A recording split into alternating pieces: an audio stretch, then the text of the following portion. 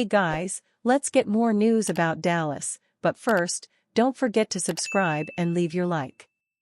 Cowboys 10th in the NFLPA's team report cards still have a trouble spot. When it comes to the Dallas Cowboys, there is no shortage of opinion from across the internet. Fans of the team have a lot to say about the organization, and these days it is mostly negative. Having the longest NFC Championship game appearance drought, among other things, will have that sort of impact. While fan opinion certainly matters, it is always interesting to see what players themselves think. Thankfully for all of us, we can legitimately understand what they did in fact say. On Wednesday, the latest round of NFLPA team report cards emerged and the Dallas Cowboys graded out fairly nice overall with a ranking of 10th in the NFL. The problem spot is near the very bottom of the league and concerns the team's training staff/facilities. As you can see, most of the grades for the team were either very good or average.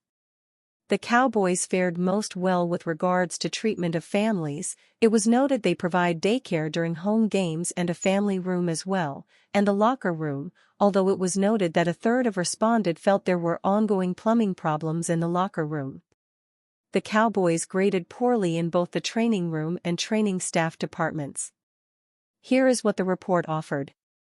75% of Cowboys players feel they have enough full-time trainers, ranking them 30 out of 32 teams. 60% of players feel they have enough full-time physical therapists, a rank of 32 out of 32. 95% of players feel they have enough hot tub space, a rank of 9 out of 32. 88% of players feel they have enough cold tub space, a rank of 13 out of 32. Players report that the training room is understaffed, particularly an insufficient number of physical therapists. They also feel that the training room lacks certain modalities found in most other NFL training rooms. 72% of Cowboys players report that they receive enough one-on-one training treatment, ranking them 29 out of 32 teams. The players feel that their training staff slightly contributes to their overall success, ranking them 31 of 32. This is a pretty big indictment against the way that the Cowboys go about handling their training room and staff, and this is a matter that has been brought up before.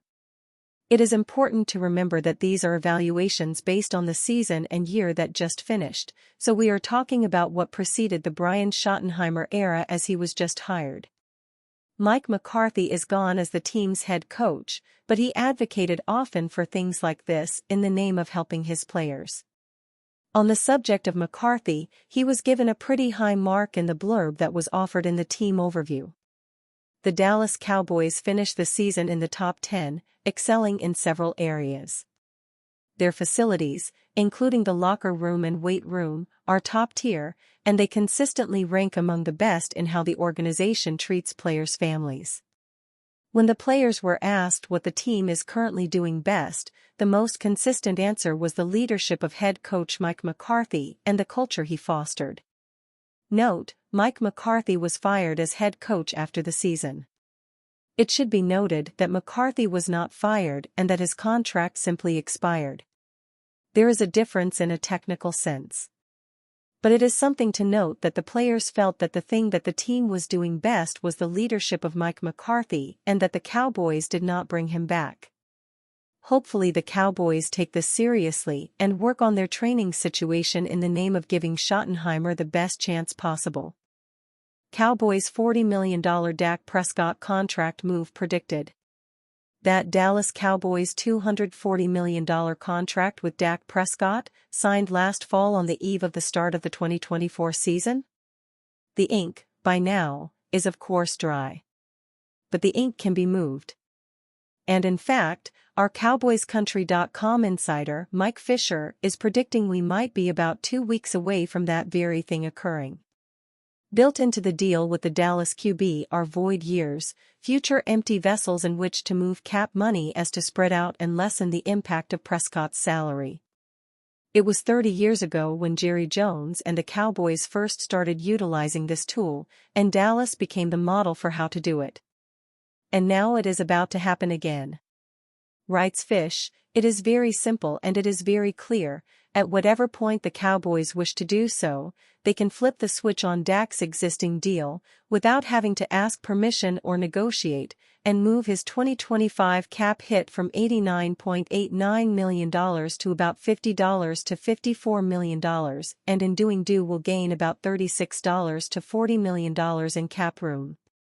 And, Fish adds, with NFL free agency opening up on March 12, the smart prediction is that Dallas flips the switch sometime in the coming days. Fisher also notes that the Cowboys will do the same thing with CeeDee Lamb's deal, with $20 million of room opening up. And as we've been reporting for months, if Dallas also does its long-term contract with Micah Parsons in a timely fashion, the Cowboys can end up with about $100 million in cap room with which to go shopping.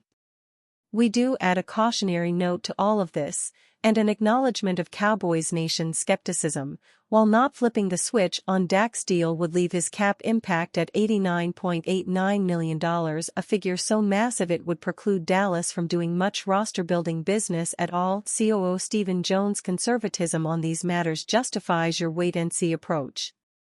But this we know for sure, March 12 is coming. So whatever the Cowboys' cap plan is, you won't have to wait too long to see.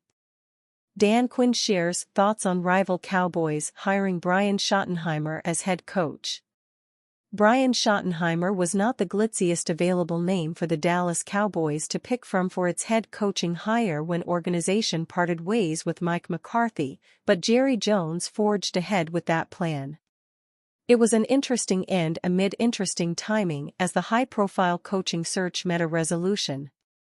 Schottenheimer, who served as the Cowboys' offensive coordinator the past 2 seasons, has previous stops in the same role with the Seattle Seahawks, New York Jets, and the then St. Louis Rams. He has never been a head coach since breaking into coaching with the Rams in 1997 as an assistant, so he's a bit of an unknown quantity.